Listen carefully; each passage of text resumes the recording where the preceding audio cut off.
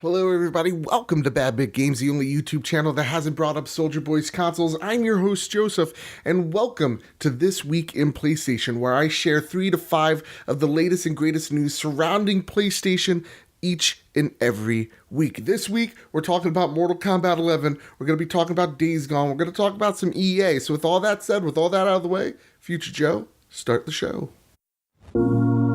So the first story, we're starting it off with Mortal Kombat 11's gameplay reveal. A lot of you guys and gals wanted me to talk about Mortal Kombat, and I appreciate that highly.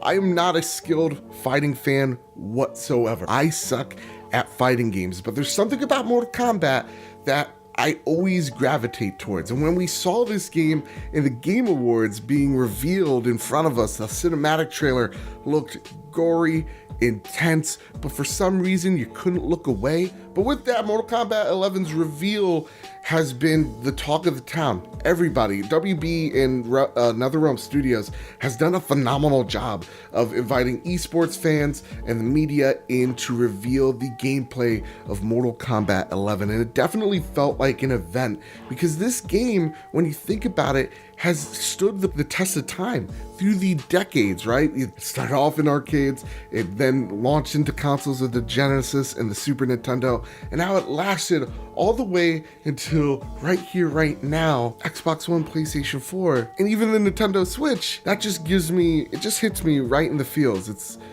awesome to see this game not even just stand the test of time, but also just innovate and actually push the fighting genre forward. So with that, Mortal Kombat 11, I'm walking in as a novice in fighting games, but also interested in this game because just the allure of it. It's Mortal Kombat. It's a household name, just like how GTA is and Mario is. What a combo I just threw together. But nonetheless, Mortal Kombat 11, what did we find out? Well, first and foremost, Ronda Rousey is going to be voicing Sonya Blade. The fatalities look insane, just gross. I saw a man rip another man's face off, and instead of cringing and looking the other way, I couldn't help but stare. I saw a lady stab a guy in the face and then push a needle in, and you saw his eyeball, but I couldn't stop and stare.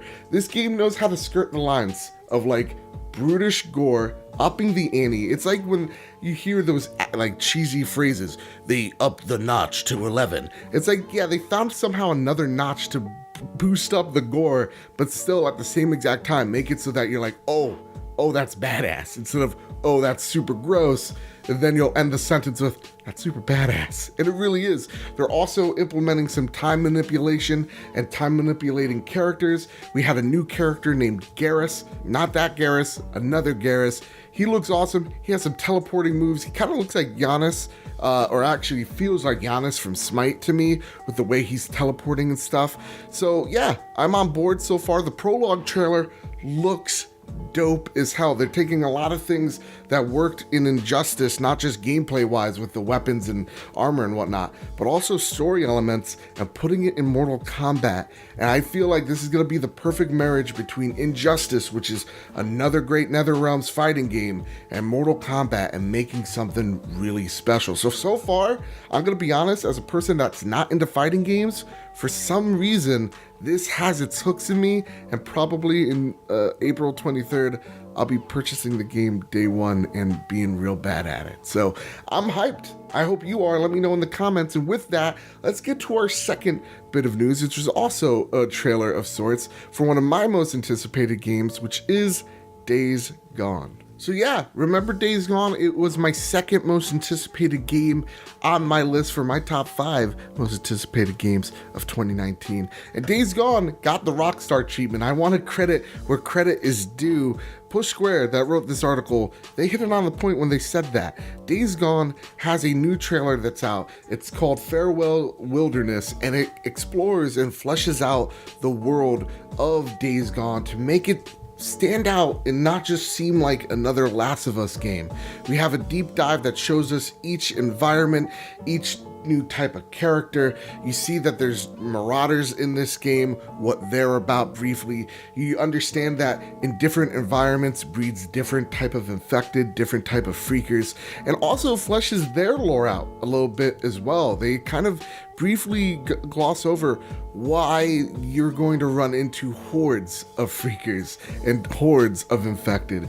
And I gotta tell you, this trailer, it already has me on board for this game. I'm excited for this game. There's a lot of positive buzz around this trailer. I'm just hoping that Ben Studios does more to differentiate itself from The Last of Us, to make it a point that this game is not just The Last of Us Part B, right? That a lot of people have kind of brushed this game off by saying it's another zombie game. I want to see more from Days Gone that proves to the more casual audience. I'm already convinced. I want to see them do more trailers like these to show people why you gotta be excited for this game, because I want this game to succeed. And with that, after this trailer, they also announced a new collector's edition for the game as well. And this collector's edition will retail at $149.99 American. It will come with a Days Gone statue, which makes little Deacon St. John here look real bummed out. What's wrong, Deacon? You got a steelbook case, which looks pretty dope. 6 Days Gone collector's pins, that's a mouthful. A physical and digital mini art book, which is also cool, but please let me know if there's spoilers in it. Please, Days Gone, and hopefully you don't put spoilers in it. Cough, cough, Spider-Man collectors, I'm looking at you. A physical and digital original soundtrack, and new Days Gone So On patch and 4 decals. And then you get digital content, which looks like you get to trick out your 3 different bike skins. You get a monkey wrench skill early unlock, cool. And Deacon versus the Horde dynamic theme for your PlayStation 4. Then also, because of course it's video games, you get pre-order bonuses. Drifter crossbow early unlock so that you could relive and roleplay as Daryl Dixon from The Walking Dead, which that's great. That's what this game actually needs. A nitrous upgrade 1, gas tank upgrade 1, shroud upgrade 1. I guess I'll find out what those mean really, really soon. So with that, this trailer aside, you know my feelings about this. This collector's edition though, $149.99. That statue, I don't know. That one, for a game that is a new IP that I don't know much about, that I don't have nearly as much hype for as I do for, don't get me wrong, I'm excited. Ben Studios, I'm excited for your game. But this is not Horizon Zero Dawn, which I was just floored by, right? God of War, a known property, known quantity. Spider-Man is Spider-Man. I have a bias for Spider-Man. When it comes to Days Gone, $149.99 is a lot. And also, this is also on the territory of Spider-Man and God of War. Previous collector's editions like Horizon and even Uncharted were much less. I believe it was like $110, $120, which again, still a lot of money, but none of those statues so far have been necessarily worth it, other than the God of War statue, which I think is phenomenal. When I look at Aloy and her statue, she looks sickly. Nathan Drake, you saw me almost tip him over last episode. He looks sick. So I don't think these statues are worth that $150. I'm still buying the game, don't get me wrong. The collector's edition has not impressed me so far, but knowing me, I'm gonna still buy it because you guys want to see unboxing videos and you guys really like my limited edition one. So with that, that's what we're gonna do. Probably this is day one for me. What am I talking about? I'm a glutton for punishment. So let's get to our third story, shall we? The last story on the list is EA and Star Wars, and that is that yet again, EA has canceled another Star Wars related project. This is the second project that we know of that has been canceled from EA that surrounds the Star Wars IP. And with that, EA has tried to fan the flames because there's a lot of people calling that Disney should eliminate the contract, break the contract, and go somewhere else because EA has just not provided anything of true value. And so this quote comes from Push Square. This is an EA representative saying this: "There's been speculation overnight about one of our Star Wars projects.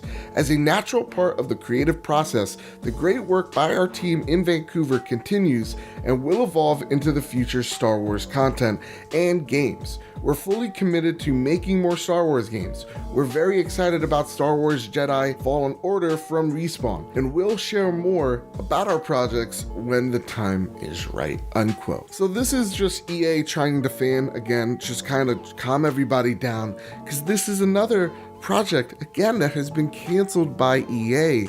In the past 5 years of Star Wars properties, in terms of games wise, hasn't been really great. There has not been a great return on investment. I remember back in 2013 when EA got the exclusive rights to create Star Wars games, people were skeptical.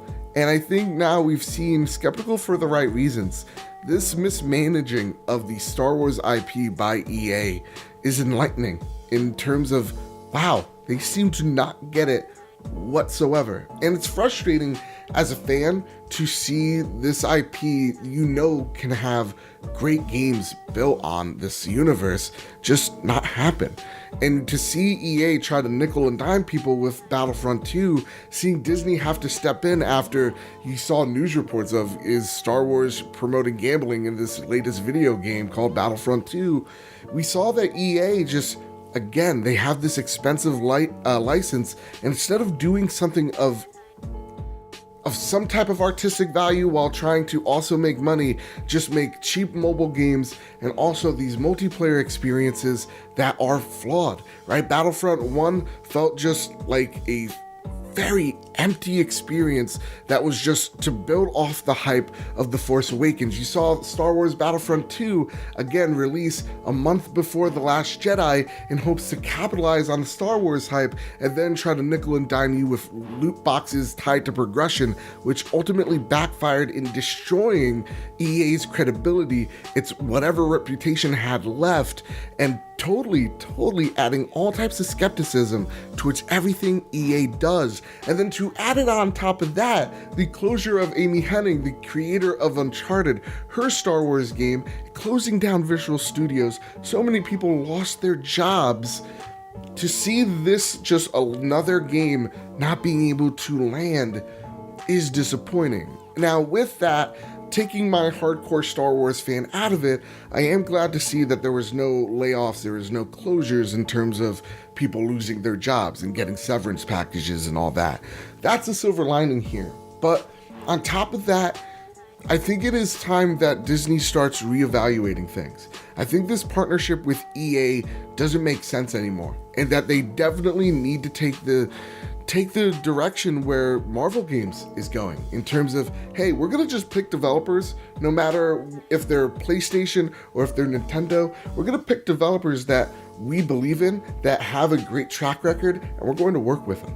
And I think we can also do at the same time hire little studios to make those little mobile games that are going to be huge cash grabs for us. And you're seeing that in Marvel games with Spider-Man. You're seeing it with the Avengers game that's coming out, right? Marvel Alliance. You're seeing it with their newest hire with the small studio that was the former Hearthstone devs now making a Marvel card game.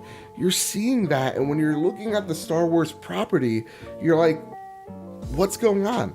What's happening that is just stalling the creative process?